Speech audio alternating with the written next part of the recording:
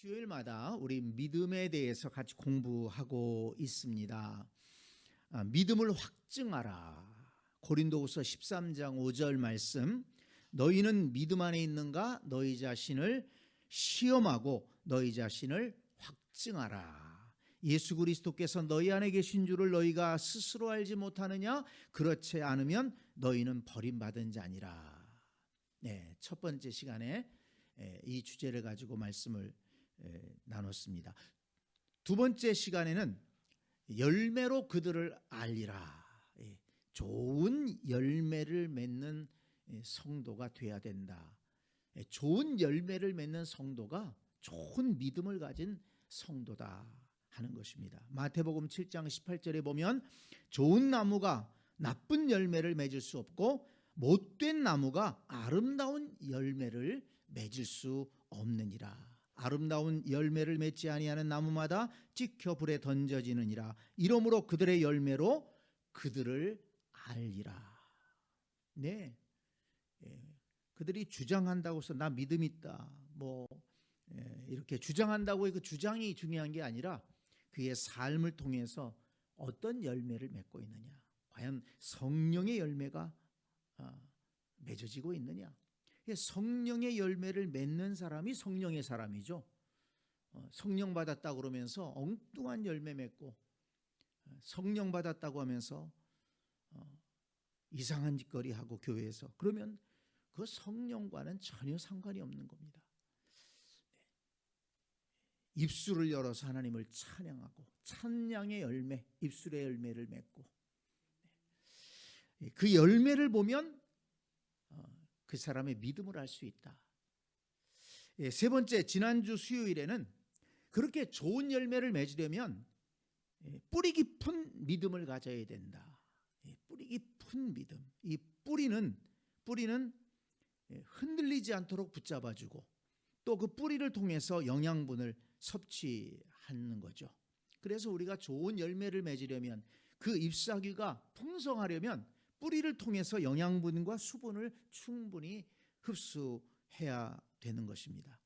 그래서 마가복음 4장 16절에 보면 돌밭에 뿌려졌다는 것은 이들을 가르침이니 곧 말씀을 들을 때 즉시 기쁨으로 받으나 그 속에 뿌리가 없어 잠깐 견디다가 말씀으로 인하여 환난이나 박해가 일어나는 때에는 곧 넘어지는 자요.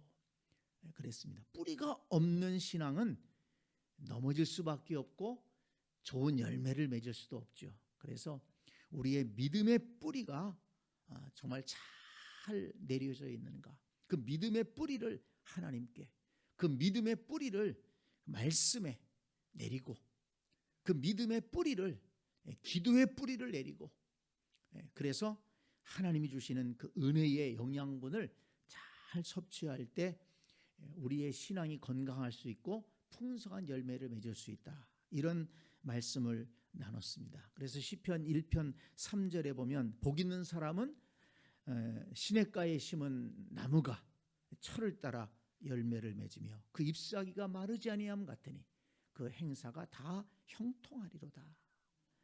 시냇가에 심은 나무, 뿌리를 통해서 영양분을, 수분을 잘 흡수할 수 있기 때문에 그렇게 철을 따라 열매를 맺고 그 잎사귀가 마르지 않음 같은 거죠. 저와 여러분의 믿음이 이렇게 뿌리 깊은 뿌리를 하나님의 말씀에, 하나님의 은혜에 잘 내려서 철을 따라 열매 맺는 그런 복된 성도들이, 복된 믿음의 성도들이 되어야 될 줄로 믿습니다. 오늘은 네 번째, 반석 위에 믿음을 세워라. 반석 위에 세운 믿음에 대해서 같이 공부를 하려고 합니다. 우리가 함께 읽은 이 말씀, 마태복음 7장 말씀, 참 너무나도 잘 아는 말씀이죠. 예수님께서 산상수훈을 말씀하신 다음에 이 산상수훈은 예수님의 가르침 가운데 정말 주옥 같은 말씀입니다. 또 핵심적인 말씀이에요. 이렇게 산상수훈처럼 한꺼번에 많은 말씀을 가르친 적이 없어요. 그래서 정말 이 소중한 말씀인데 이 말씀을 하신 다음에 마지막에 결론으로 이 비유의 말씀을 하신 겁니다. 건축가가 집을 짓는 비유를 말씀하셨습니다.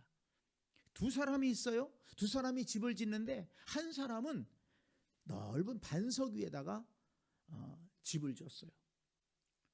그러니까 굉장히 힘이 드는 거예요. 그 바위에다가 반석에다가 주춧돌을 세우려니 그 반석을 파야 되고 거기 잘 기초를 세워야 되고 주추를 거기다 놔야 되니까 힘이 듭니다. 시간도 들고 힘도 들고 돈도 많이 들어가고.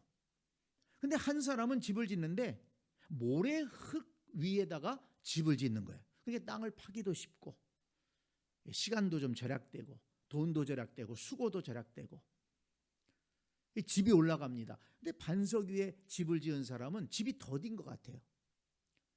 근데 모래 흙에 집을 지은 사람은 빨리빨리 집이 올라가는 거예요. 그래서 사람들이 아이고 저 사람은 뭐 저렇게 반석 위에다가 집을 짓냐, 좀 쉽게 하지. 그래서 사람들이 보기에는 훨씬 더 이 모래흙 위에 집을 짓는 사람이 지혜롭게 보이는 거예요. 집을 어쨌든 다 잘 지었습니다. 그리고 입주를 했겠죠. 또 입주하면서 잔치도 했을 거예요.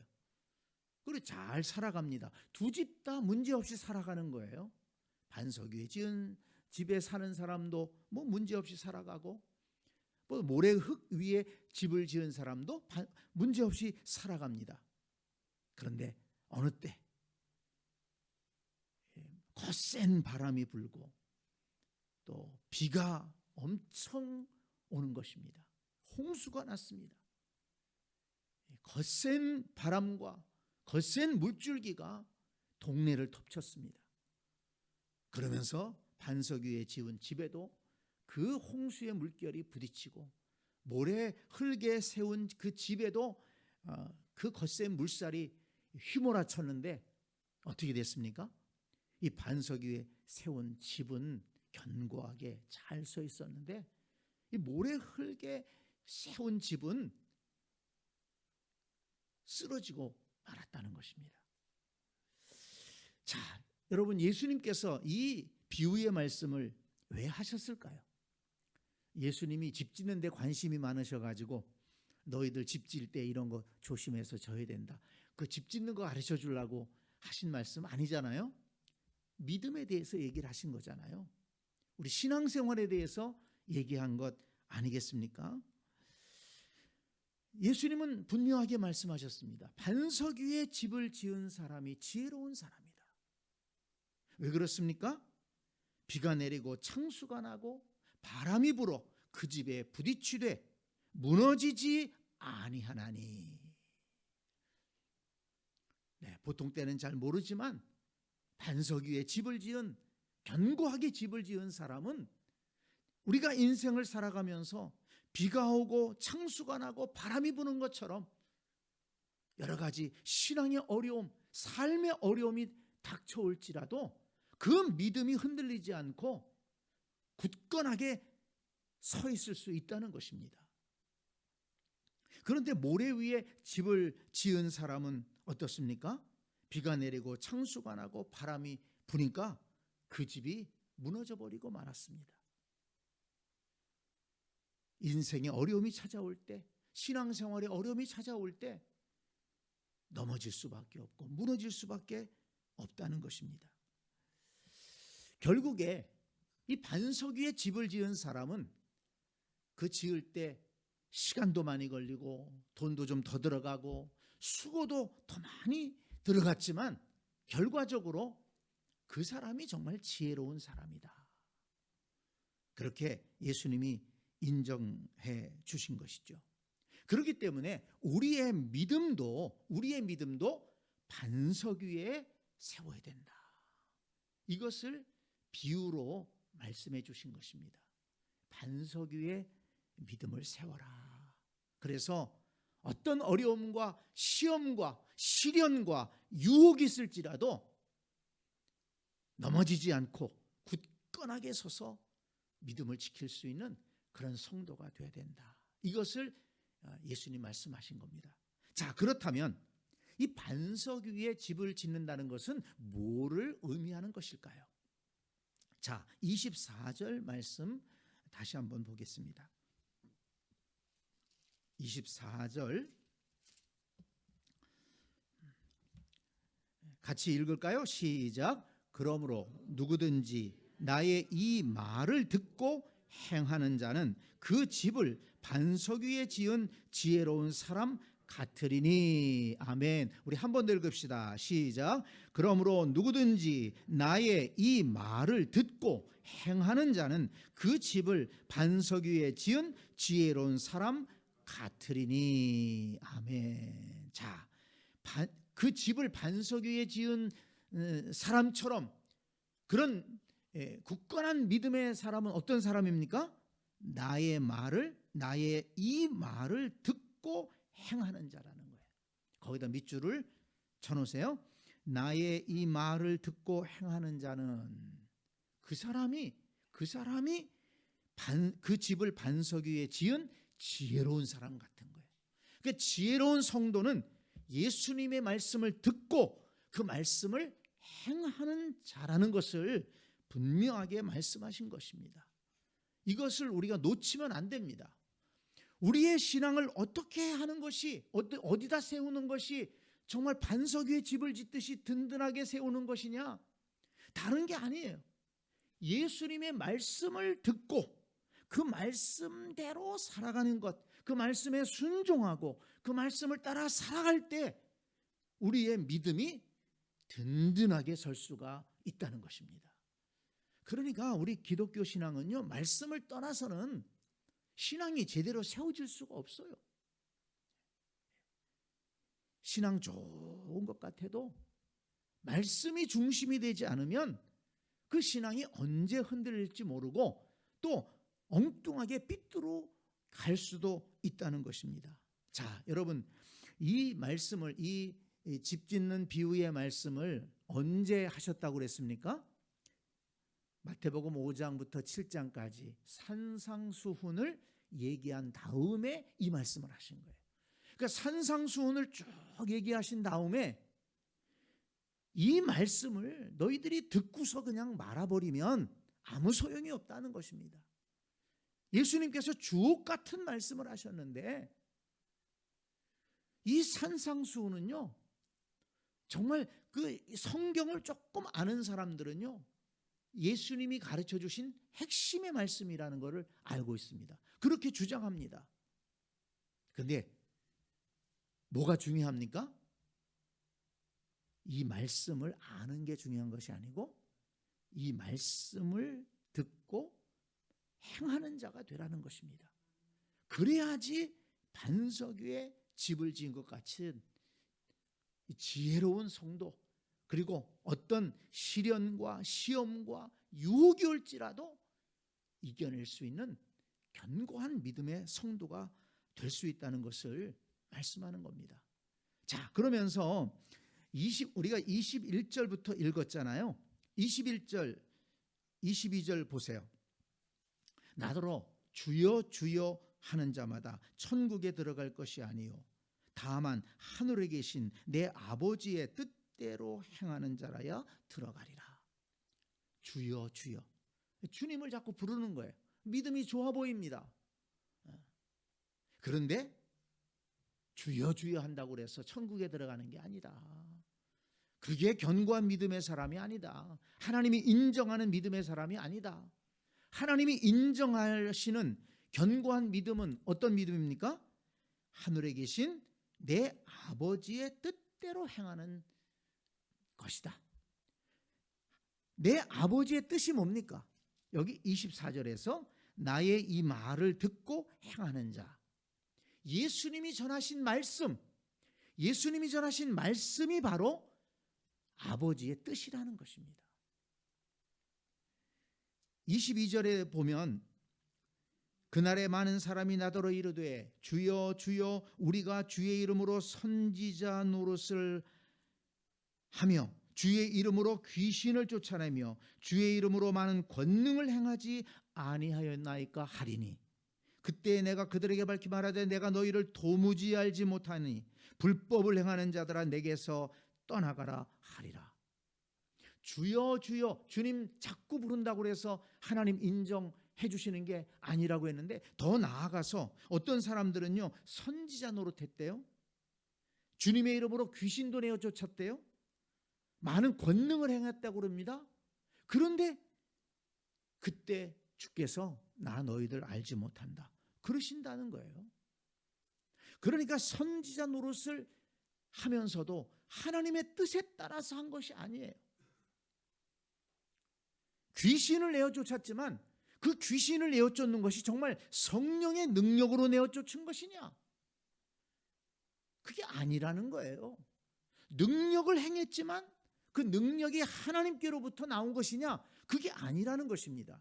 사람들이 볼 때에는 막 귀신을 내어 쫓고 능력을 행하면, 이야, 저 사람 정말 믿음 좋고 정말 하나님이 쓰시는 사람인가 보다, 그렇게 착각할 수 있지만, 그러나 주님이 보실 때 그 사람은 거짓된 사람이었다는 것입니다.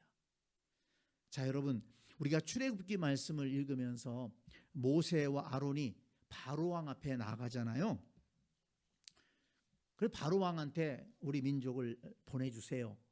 그랬더니 바로가 웃기는 소리 하지 말아라. 니네 하나님이 뭔데? 너 어디서 왔다가 와가지고 이 민족을 보내라고 그러느냐? 까불지 말아라. 바로가 그러잖아요.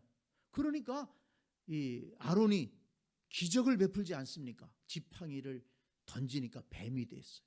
깜짝 놀랐죠. 근데 웬걸 애굽의 마술사들도 그렇게 하는 거예요.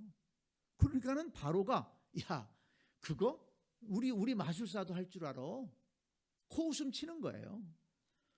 그리고 아론이 그 다음에 지팡이를 가지고 나일 강물을 치니까는 피로 변했지 않습니까? 깜짝 놀란 사람들은.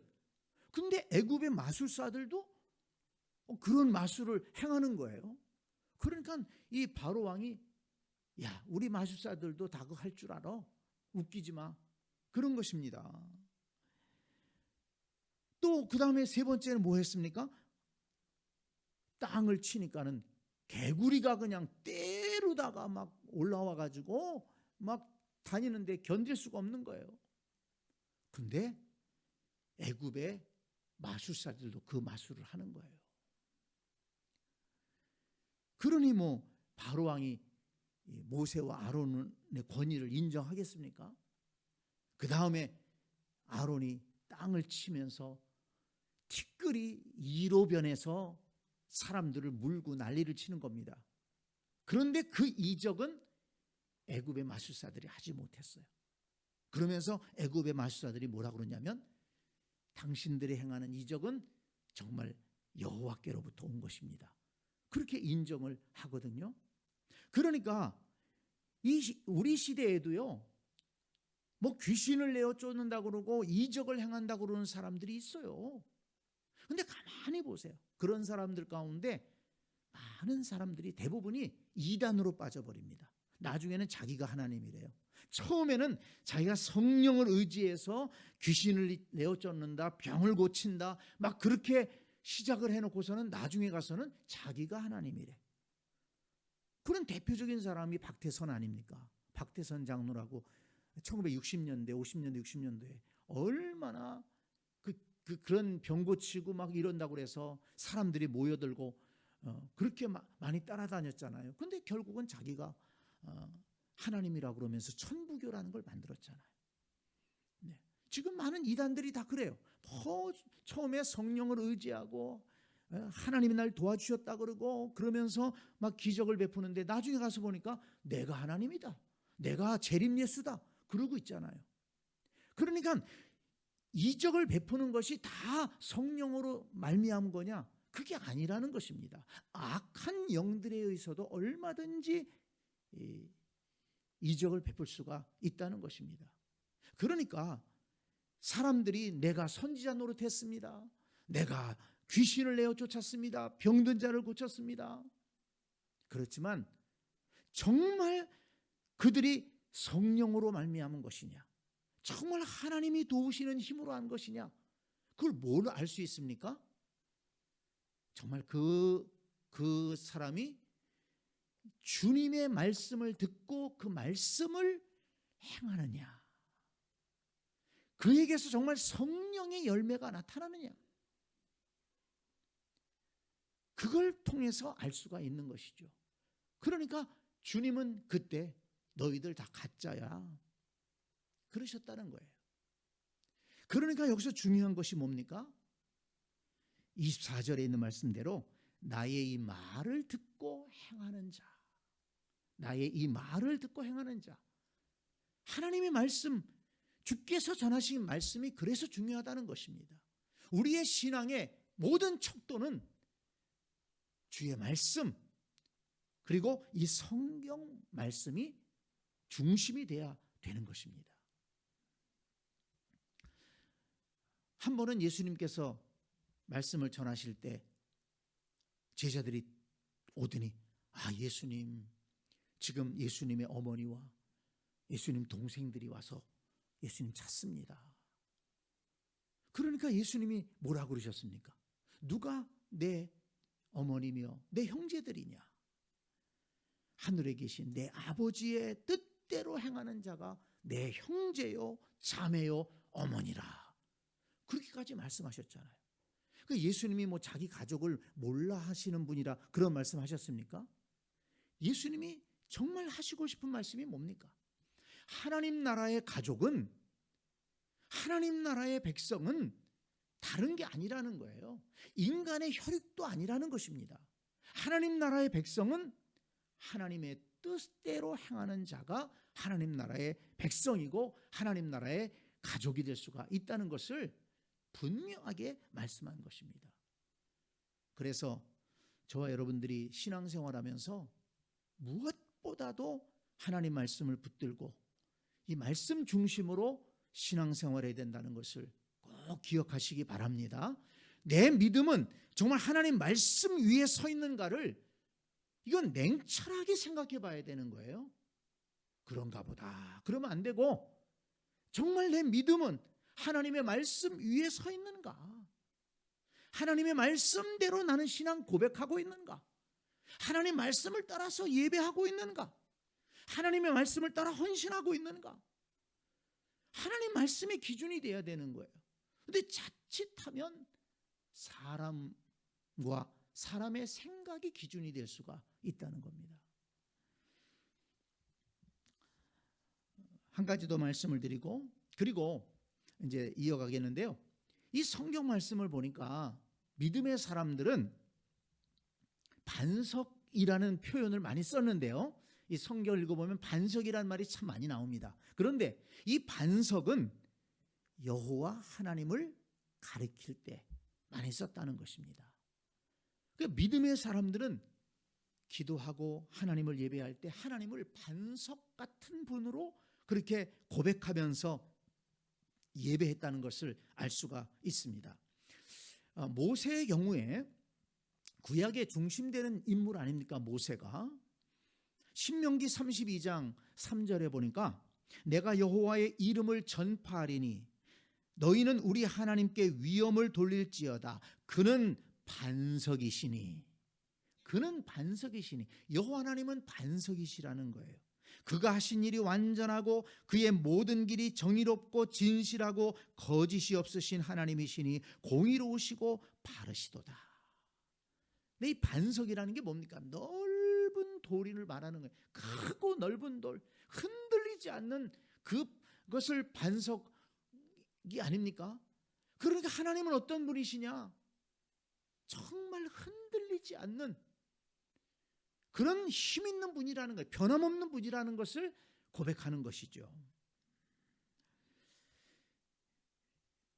또 한 사람 다윗이 아주 하나님을 반석이라고 자주 고백하는 것을 성경에서 읽어볼 수 있습니다. 사무엘상 2장 2절에 보면 여호와와 같은 거룩하신 이가 없으시니 이는 주밖에 다른 이가 없고 우리 하나님 같은 반석도 없으심이니이다. 하나님 같은 반석이 없다. 정말 그렇게 크고 위대하시고 변함없으신 분은 없다. 이렇게 고백한 거죠. 사무엘하 22장 또 2절에 보니까 이르되 여호와는 나의 반석이시요 나의 요새시요 나를 위하여 나를 건지시는 자시요 내가 피할 나의 반석의 하나님이시요. 이렇게 고백하고 있습니다. 그것이 그대로 시편에 나오잖아요. 시편에 다윗의 시편을 보면 시편 18편 2절 여호와는 나의 반석이시요 나의 요새시요 나를 건지시는 이시요 나의 하나님이시요 내가 그 안에 피할 나의 바위시요. 이렇게 고백합니다. 시편 18편 31절을 보니까 여호와 외에 누가 하나님이시며 우리 하나님 외에 누가 반석이냐. 반석 같은 분은 하나님 외에 안 계시다. 예수님께서 마태복음 16장에서 베드로가 신앙 고백을 하니까 주는 그리스도시요 살아계신 하나님의 아들이십니다. 그렇게 고백을 하니까 내가 이 반석 위에 내 교회를 세우겠다 이렇게 말씀하셨잖아요. 그때 그 반석이 뭡니까? 그 베드로가 아니에요. 인간 베드로는 반석이 될 수가 없어요. 주는 그리스도시요. 그게 반석입니다. 그리스도 주님이 반석이 되시는 거예요. 그러니까 교회는 그리스도 주님 위에 세워진 것입니다. 그렇기 때문에 교회는 영원한 것이고 교회는 든든한 것입니다. 그 주는 그리스도시요 살아계신 하나님의 아들이십니다. 주님을 그리스도로 믿는 그 신앙 고백, 신앙 고백도 중요하지만 주님이 그리스도다, 예수님이 그리스도다, 그리스도 되신 예수님, 이게 중요하다는 것입니다. 그리스도 되시는 예수님이 반석이 되시고 그 반석 위에 교회가 세워진 것입니다. 인간 베드로가 아닙니다. 사람이 아닙니다. 그래서 교회는 소중한 것이고 교회는 영원하고 교회는 음부의 권세가 훼손할 수 없는 것입니다. 바울이 고린도 전서 10장 4절을 보니까 다 같은 신령한 음료를 마셨으니 이는 그들을 따르는 신령한 반석으로부터 마셨으며 그 반석은 곧 그리스도라 그랬습니다. 이스라엘 백성들이 광야를 지나가면서 목이 마를 때 물이 없어서 목마르니까 하나님께서 어떻게 이적을 베푸셨습니까? 모세에게 반석을 쳐서 물을 내라. 반석을 쳤더니 물이 거기 솟아나왔어요. 그리고 그 반석이 뭐냐? 바울은 해석하기를 그 반석이 바로 그리스도다. 왜 그렇습니까? 예수 그리스도에게서 생수가 나오기 때문에 그렇습니다. 생명을 얻게 하는 영원한 생명을 얻게 하는 구원의 생명수가 예수 그리스도로부터 나오기 때문에 그 광야에서 이스라엘 백성들이 반석으로부터 물을 먹은 것은 바로 예수 그리스도에게서부터 생명수를 먹은 것이다. 이렇게 말씀한 것입니다. 그래서 이 성경을 보면 이 반석이라고 할 때 이 반석은 여호와 하나님, 전능하시고 변함없으신 여호와 하나님을 상징하는 표현으로 반석이라는 것을 사용했습니다. 자, 그렇다면 반석 위에 집을 지은 사람처럼 지혜롭게 우리의 신앙도 견고하게 세워야 된다라고 할 때 그 반석이 뭡니까? 여기 24절에 있는 말씀처럼 예수님의 말씀을 듣고 행하는 것, 예수님의 말씀, 주의 말씀입니다. 그리고 또 주님 자신입니다.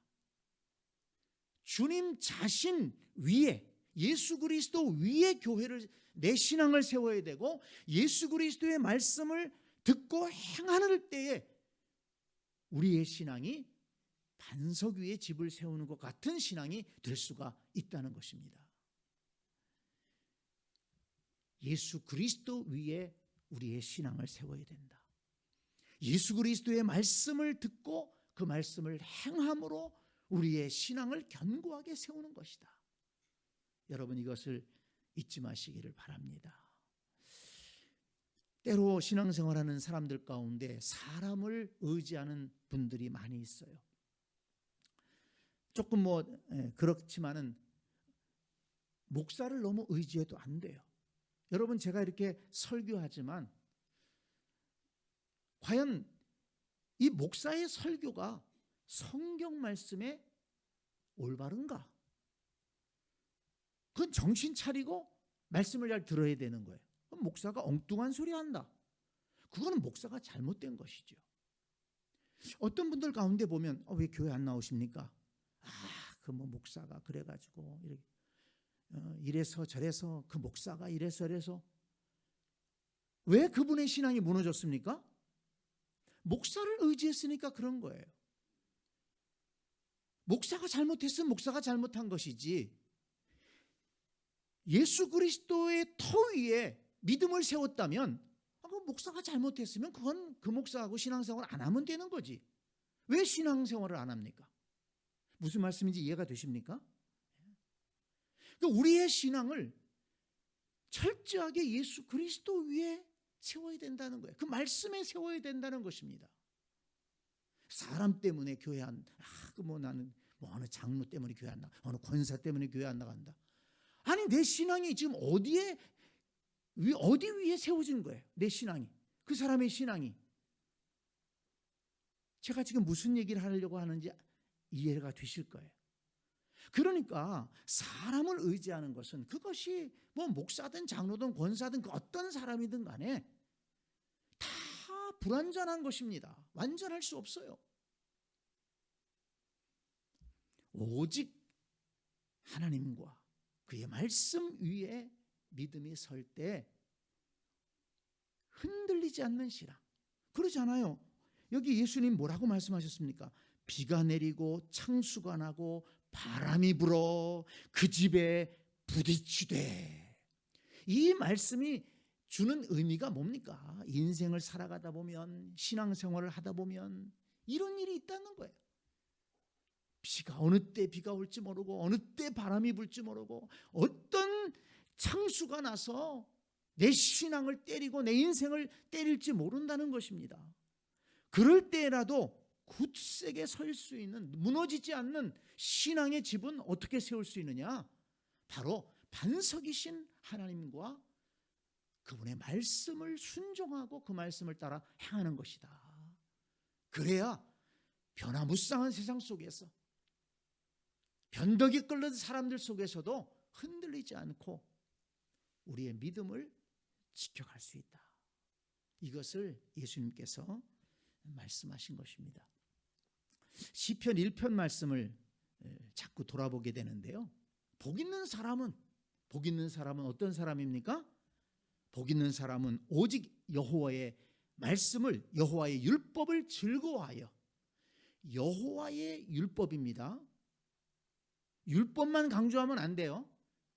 여호와의 율법을 즐거워하며 그의 율법을 주야로 묵상하는 자로다. 율법과 여호와를 분리시키는 사람도 있어요. 하나님 안 믿으면서도 성경 연구하는 사람들 많습니다. 학자들 가운데, 이 자유주의 신학자들 가운데 하나님을 안 믿으면서 성경 연구해서 밥 먹고 사는 사람들 많아요. 이 성서는 그냥 고전으로 연구하는 거예요. 하나님 안 믿어요. 성서학자로서 밥 먹고 삽니다. 근데 하나님 안 믿어요. 여러분, 아닙니다. 여호와의 율법입니다. 율법 중요하지만 여호와 하나님, 여호와의 율법을 즐거워하고 그리고 그 율법을 주야로 묵상하는 자로다. 그 사람이 시냇가에 심은 나무가 철을 따라 열매를 맺으며 그 잎사귀가 마르지 아니함 같으니 그가 하는 모든 일이 다 형통하리로다. 그렇게 이어지는 것입니다. 오늘 저와 여러분이 진정으로 하나님 안에서 복 있는 성도가 되기를 원합니다. 우리가 인생을 살아가면서, 신앙생활하면서 비가 오고 창수가 나고 바람이 불어 부딪히되 무너지지 않는 것은 그 집을 반석 위에 세운 연고라. 저와 여러분들의 신앙을 반석 위에 잘 세워서 끝까지 변함없이 흔들리지 말고, 누가 뭐라고 그랬다고 그래서 막 하도 흔들리고 누가 뭐라고 그랬다고 그래서 뭐 교회를 나오니 안 나오느니 그런 신앙 되면 안 된다는 거예요. 바람아 불어와라. 하나님을 바라보고 굳세게 믿음을 지켜나가는 그런 아름다운 신앙인들이 다 될 수 있기를 간절히 축복합니다.